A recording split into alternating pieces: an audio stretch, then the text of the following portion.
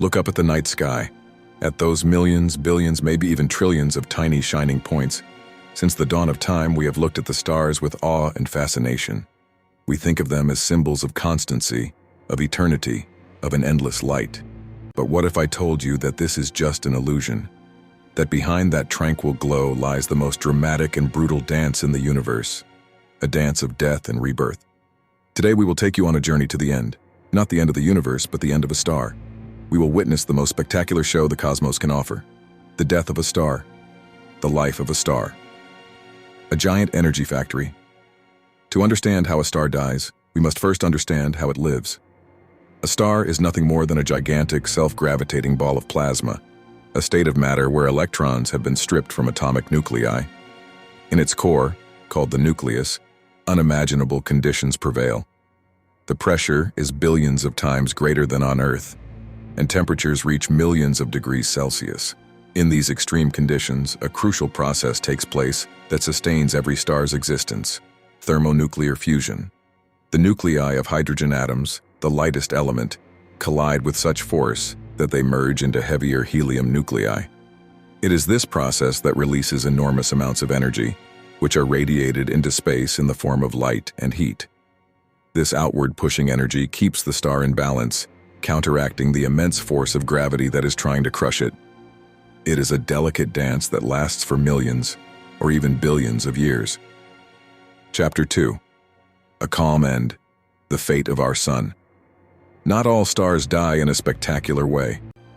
Stars like our sun, with a mass no greater than 10 times the sun's mass, have a much calmer, though no less fascinating finale. When their core runs out of hydrogen fuel and all the energy has been converted into helium, the core begins to collapse under its own weight. The increase in pressure and temperature will cause the star's outer layer to swell dramatically. The sun will become a red giant, and its expanding surface will engulf Mercury, Venus, and perhaps Earth. As the core shrinks and the temperature rises, the fusion of helium into carbon and oxygen will begin. When this fuel is also exhausted, the fusion process will stop for good. Gravity will again take over, but the force will be too small to crush the remnants of the star into something more exotic. The star's outer layers will simply be ejected into space, forming a beautiful, luminous cloud of gas called a planetary nebula. At its center, only a tiny, incredibly dense core will remain, a white dwarf, which will slowly cool until its light goes out forever. The beginning of the spectacle. The supernova narrator. What I'm about to describe is the essence of our topic today. This is the moment when the cosmos shows its true, destructive, and creative power. The stage now belongs to the giant stars, to stars whose mass exceeds that of the sun at least 8 times over. Their life is a frantic race, in which fusion in their core proceeds much faster than in the sun. After converting hydrogen into helium and helium into carbon, these stars do not stop. Fusion continues: carbon into neon, neon into oxygen, oxygen into silicon, and finally silicon into iron. At this point, the star is like a cosmic onion, with layers of different elements, and at its very center is an iron core. And here we come to the catastrophe. The fusion of iron is unique. Instead of releasing energy, it absorbs it. In an instant, a cosmic blackout occurs in the star's core.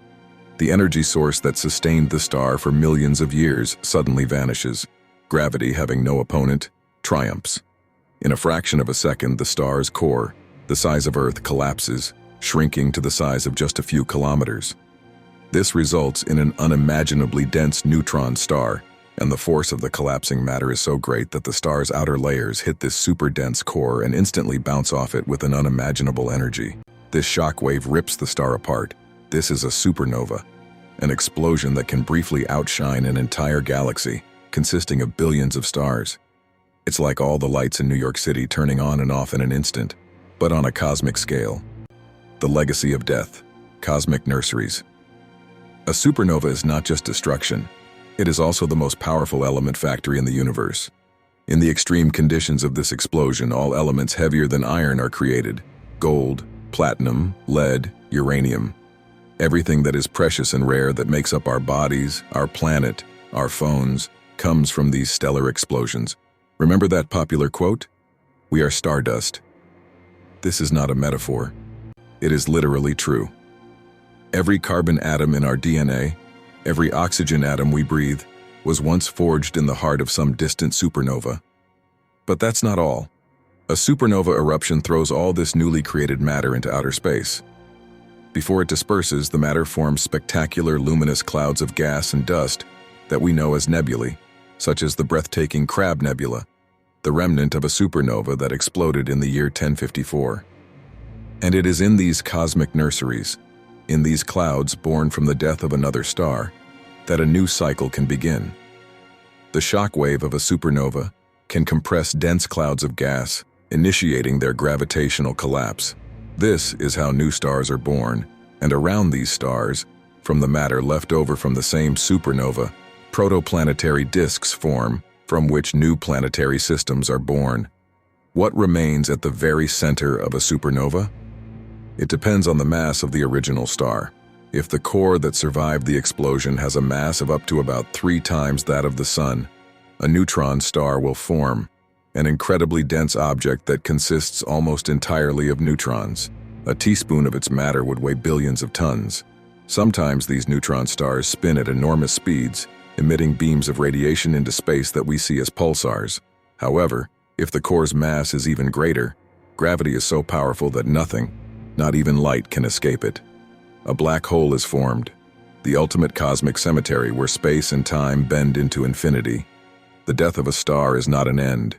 It is a brutal but necessary destruction that leads to the creation of something new and beautiful. The cosmos wastes nothing. It is an eternal cycle where from the ashes of one star, matter for the next generation is born, and ultimately, for ourselves.